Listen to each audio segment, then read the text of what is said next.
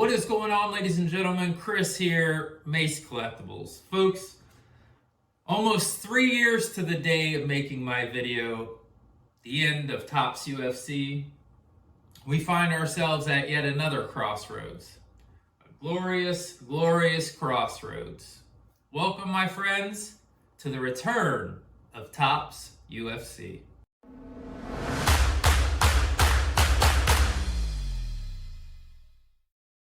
All right, folks, the following information that I'm going to be bringing to you at this point is hearsay only and strictly the opinions of myself, okay? I'm not stating anything that you hear in this video as fact. There's a lot of legal issues surrounding all this, so I'm not even trying to get involved. But this is what we're hearing. I got this information from a source I'll talk about a little bit. DK, if you guys don't know him, check him out, man. Absolute OG of the channel, somebody I super trust. We'll get into that. But if I didn't have a lot of confidence in where I got this information, I wouldn't bring it to you. So keeping that in mind, it's my opinion, keeping in mind anything could happen, enjoy the video. As many of you know, recently there's been a merger between the WWE and the UFC under TKO Holding Group. You also may have seen a lot of listings or postings last night of people talking about how WWE is leaving Panini. For instance, this one. 2 weeks ago, WWE terminated Panini for breach of contract with 2+ years left. The WWE says Panini, which is still selling the product, is now in violation and will seek an injunction. Fanatics, which had a deal starting in 26, is expected to get the rights immediately. Well, why does this matter? Again, it matters because UFC and WWE are connected, right? So you would think if they breach the contract with WWE that the UFC is going to follow suit. Of course, this is just hearsay. We've got a little bit more proof. So last night, I'm speaking with DK, my friend DK Displaced. If you guys don't know him, check him out. An absolute OG in this game, somebody I very much trust. Any information, anything that comes out of that guy's mouth, I believe. So talking to DK, and I know what source DK used, and it's an extremely reliable source, I assure you. It does not mean that this is set in stone, right?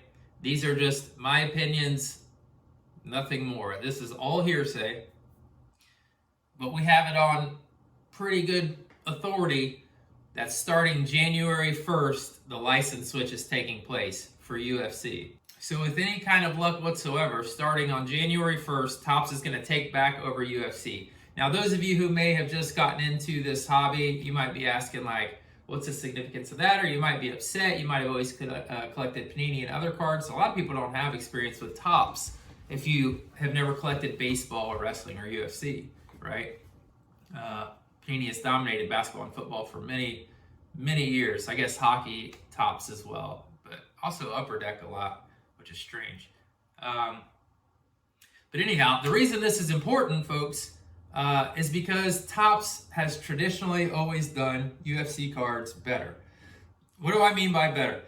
I don't necessarily mean by aesthetics, though I do think that. Of course, that's subjective, so many of you may disagree.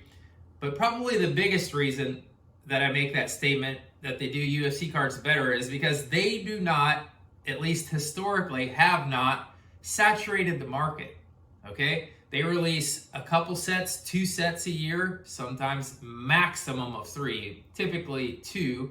And of course, that's great. The market's not flooded. You know, it keeps rarity in the cards. It keeps it exciting. You're not inundated with product where collectors feel like they can't keep up. You know, a lot of people don't collect cards to make money. They don't give a shit about value, what the cards are worth or anything like that. They're not trying to make a buck. They love collecting cards, right? So we have to think about these people also because they're a huge part of the market. Some of us fall in both. We like that and we like making money, right? So of course there's all kinds of different people. But that's a large group of people and that matters. If your system is set up in a way in which is not conducive to people who just like collecting and you sell a collectible, what the hell are you doing, right? So Topps has traditionally done that right. Now, just because it's historically been that way doesn't mean that they're going to continue to do it that way, right? We would assume, though, that they would see by how Topps ran the UFC market for 11 years properly, and then Panini took over and ran it into the ground in less than 3 years, you would think Topps would see that, right? Stranger things have happened. They might flood the market. We might be in the same mess, but I certainly have higher expectations for Topps, so we'll see. Again, folks, this is all just hearsay at this point, but I am quite confident. Otherwise, I would not have made a video. But I do believe we will see, starting in January, Topps take back over the license. Of course, more to come. A lot could unfold on this. It could all just blow right over, and Panini gets a couple wins, a couple legal wins, and they hang on to the license.